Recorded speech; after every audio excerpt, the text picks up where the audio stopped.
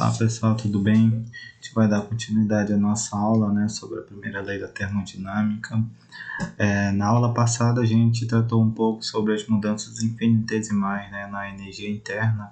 A gente analisou esse caso aqui da expansão livre adiabática, né, onde nós observamos que para um gás ideal, né, a derivada da energia interna vai ser igual a zero, ou seja, a variação da energia interna vai ser igual a zero, justamente porque o trabalho e o calor nesse tipo de expansão vai ser igual a zero. Aí quando nós colocamos igual a zero nessa nossa equação aqui de diferencial total para essa função de estado, né, da energia interna, né, colocamos igual a zero, analisamos aqui individualmente cada uma dessas derivadas parciais e vimos que para o gás perfeito, né, a derivada parcial da energia interna sobre o volume, a temperatura constante deveria ser igual a zero, já que dV varia aqui nesse tipo de expansão. Então, para que esse lado dessa equação seja igual a zero, seria necessário essa condição, tá bom? E nós vimos também, né, que eu apresentei que a variação de energia interna sobre a variação em relação à variação de temperatura, volume constante será diferente de zero, até porque se eu vario a temperatura, a energia também interna varia, tá? Mesmo se o processo ocorra em volume constante. A única condição aqui é para um gás ideal, onde a variação de energia interna, né, em relação ao volume em temperatura constante, ela não muda ali, tá? Então a energia interna se mantém constante para um tipo de processo isotérmico onde ocorre mudança de volume de um gás ideal sob temperatura constante. Ok? Então isso aqui é observado exclusivamente, né, para gases perfeitos, mas quando eu trato de gases reais, né, onde realmente nós temos diferentes tipos de interações ali entre átomos e as moléculas gasosas, a energia interna sempre irá alterar com a alteração do volume, tá bom? Bem, falando ainda dessa equação base, né, que nós estamos investigando aqui, né, que é a mudança infinitesimal na energia interna, quando a gente está analisando cada uma ali das variáveis da temperatura e volume que estão se alterando infinitesimalmente.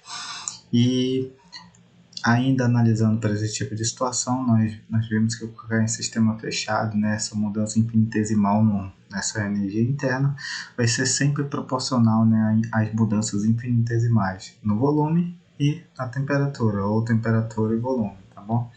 Esses coeficientes de proporcionalidades aqui, né, que nós já analisamos, são duas derivadas parciais, também já falamos, tá? É a derivada justamente parcial dessa função de estado, sobre a temperatura mantida a volume constante, e também derivada parcial dessa função de estado em relação ao volume mantido a temperatura constante, tá bom? Derivada parcial eu já expliquei justamente porque eu tenho mais de uma variável. Então, quando eu derivo essa função de estado em relação a uma, eu mantenho a outra constante, tá bom? Bem, essa derivada aqui parcial da energia interna em relação à temperatura mantido a volume constante, a gente já discutiu agora há pouco, né? Ela é diferente de zero, e vimos que essa aqui para o gás ideal é igual a zero, né? Que é a variação de energia interna em relação ao volume mantido a temperatura constante. Vamos analisar essa derivada aqui, né? Essa derivada parcial especificamente. Essa derivada parcial nós vamos chamar então de π subíndice T, né? Vamos chamar ela de pressão interna, né? Por que pressão interna? Porque quando você realiza aqui o cálculo dessa derivada parcial, as unidades que você vai observar aqui são justamente as unidades de pressão, tá bom? Por isso que normalmente nos livros didáticos de físico-química, essa derivada parcial é chamada de pressão interna, tá? Essa pressão interna, tá? O valor da variação de energia interna, derivada parcial da energia interna em relação ao volume da temperatura constante, basicamente o valor dela depende das interações entre as moléculas do sistema. Para um gás ideal, como a gente estamos desconsiderando qualquer tipo de interação, ou seja, não há qualquer tipo de interação, então essa derivada em relação ao volume é igual a zero, tá bom? Isso para um gás ideal ou gás perfeito. Mas para gases reais, né, onde há interações ali entre as partículas atrativas, positivas ou qualquer outro tipo de forças ali agindo, né, então essa derivada parcial aqui da energia interna em relação ao volume, certo? Não é igual a zero, é diferente de zero, tá bom? Então nós chamamos essa derivada parcial aqui como φ subíndice T, que indica a pressão interna. Como eu já falei, né, para um gás ideal, ela vai ser igual a zero. Por quê? Porque num gás ideal não há interação entre as moléculas, tá? E o que isso indica? Indica justamente que a energia interna vai ser independente do volume, né? Quando um processo ali no meu sistema gasoso é isotermo, né? Então, para todo processo isotermo, onde eu estou analisando a variação de energia interna em relação à variação do volume, tá? Praticamente vai ser praticamente não, para um gás ideal vai ser igual a zero, porque a energia interna vai ser independente do volume em processos isotérmicos, tá bom? Isso para um gás ideal. Para um gás real, não, né? O valor dessa derivada aqui parcial, ela depende. Por exemplo, se o gás apresenta esse gás real apresenta forças repulsivas dominantes, então o valor dessa derivada será negativo, né? Indicando ali que o volume será muito maior do que aquele previsto. O valor negativo aqui dessa derivada parcial indica que o valor de V é justamente maior, tá bom? E quando essa derivada parcial é positiva, positivo indica que justamente é nas regiões ali onde as atrações ali entre as moléculas serão dominantes, tá bom? Então, o valor positivo para essa derivada aqui da pressão interna quer dizer que as atrações são dominantes. Ali as moléculas do meu gás real, certo? Apresentam atrações dominantes naquela região ali que você está analisando. Já se essa pressão interna apresenta um valor negativo, quer dizer que as repulsões são dominantes, né? As forças repulsivas são dominantes ali naquelas moléculas de um gás real, ok? Então aqui a gente finaliza essa análise aqui da diferencial da energia interna em relação a aquele par de variáveis de estado, né? Que no caso seria a temperatura e o volume. A gente analisou as consequências aqui de cada uma dessas derivadas aqui para diferentes tipos de processos, tá bom? Nós nomeamos também algumas dessas derivadas, uma pressão interna, outra a capacidade calorífica, volume constante. Nós analisamos cada uma dessas derivadas aqui parciais, tá bom? Então vocês viram que nós podemos extrair de uma equação diferencial total várias informações bastante relevantes, né? Tanto para um gás perfeito como também para gases reais ali, tá bom? Então agora a gente faz a mesma coisa para a entalpia, né? Então a gente analisa a mudança infinitesimal da entalpia para aquele par de variáveis que estabelecemos lá nas aulas anteriores, que foi justamente a pressão e temperatura. E aqui não é U, tá? Aqui é H. Então a gente analisa como ocorre a mudança infinitesimal na entalpia quando ocorrem mudanças infinitesimais ali na pressão e na temperatura, tá? Então a gente utiliza a mesma ideia ali de derivada total, tá bom? De uma função de estado.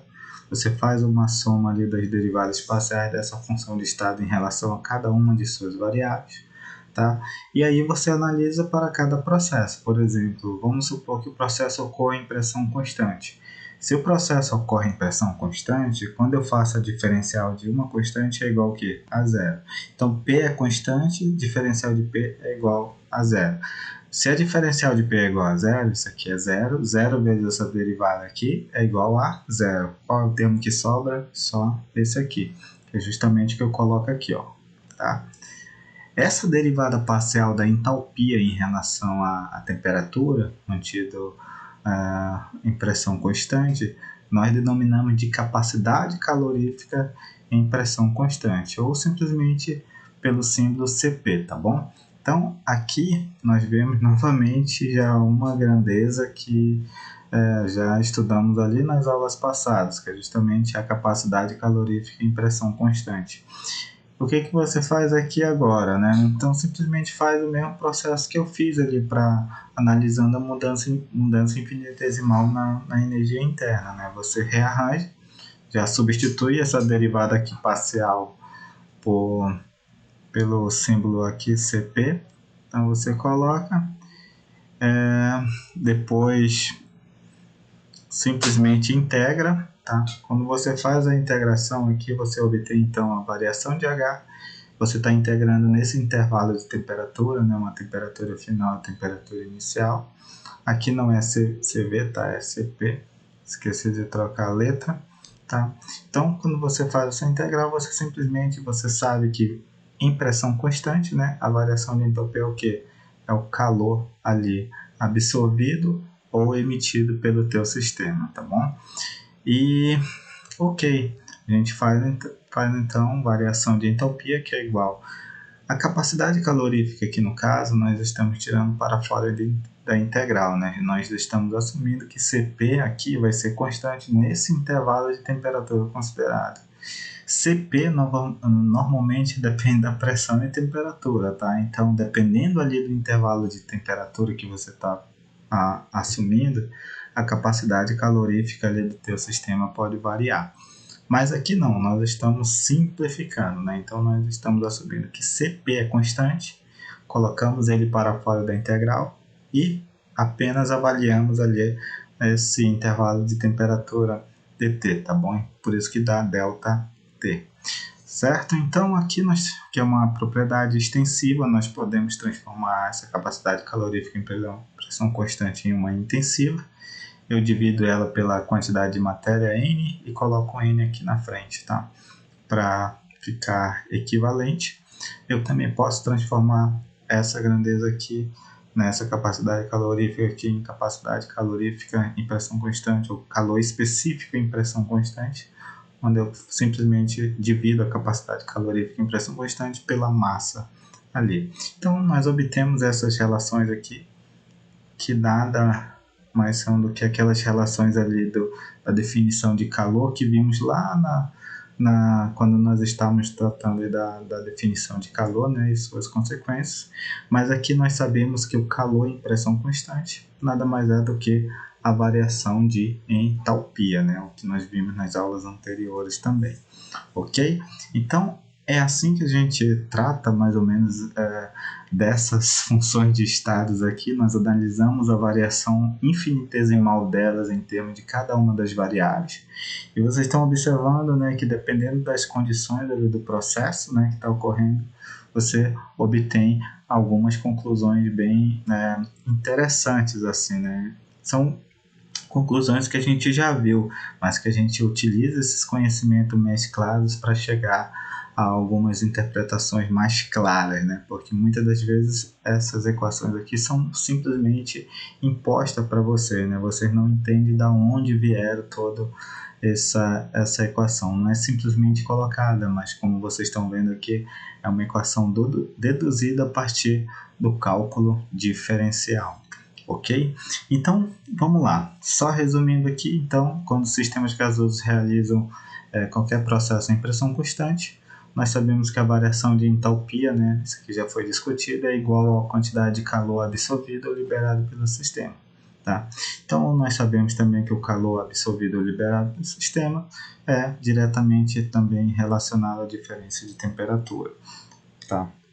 Então, note que sempre para esses processos aqui, tanto para esse como para ali quando a gente analisou a variação infinitesimal da energia interna, nós estamos considerando a capacidade calorífica, tanto em volume constante como em pressão constante, sempre elas constantes nesses intervalos aqui de temperatura que estamos avaliando, tá bom? Então, em alguns livros de físico-química, vocês vão ver que eles dão uma capacidade calorífica ali, certo? Em termos ali de coeficientes ali, e é uma expressão ali que depende da temperatura, e você vai ter que integrar, tá? E avaliar ali naquele intervalo de temperatura. Nesse caso aqui não, nós estamos simplificando, estamos colocando essas capacidades caloríficas aqui como constante, tirando da integral, tá? Então você não é mais obrigado a avaliar ela, porque você está assumindo que ela seja constante nesse intervalo de temperatura, aí você avalia somente o dt, né? O dt, no caso, quando você avalia em TFTI, vai dar ΔT. Então, uma variação ali de temperatura, ok? Então, essa é a simplificação que a gente tem feito. E aqui a gente praticamente finaliza essa análise aqui sobre as variações infinitesimais nessas funções de estados aqui. No caso, foi a energia interna e a entalpia. Agora, na próxima aula, a gente vai falar um pouco sobre o efeito de Joule-Thomson, tá bom?